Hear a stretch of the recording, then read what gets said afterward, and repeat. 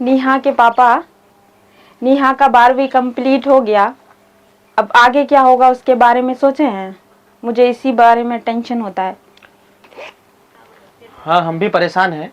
बेटी inter pass कर गई है, पैसे का इंतजाम नहीं हो रहा है कि हम उसका एडमिशन कहीं अच्छी जगह कराएं।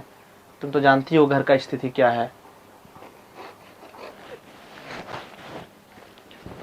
तो नेहा बेटा, परेशान क्यों हो? इधर आओ और यहाँ बैठो।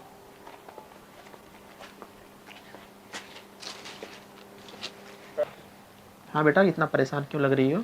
बाबा, मेरे सारे दोस्तों का एडमिशन हो गया है, सिर्फ मैं ही रह गई हूँ। आप लोग रुपया का इंतज़ाम नहीं कर पा रहे हैं तो मेरा एडमिशन नहीं हो रहा है।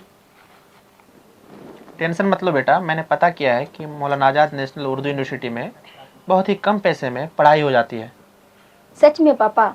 तब मैं उसी यूनिवर्सिटी के मीडिया डिपार्टमेंट में एडमिशन लूँगी।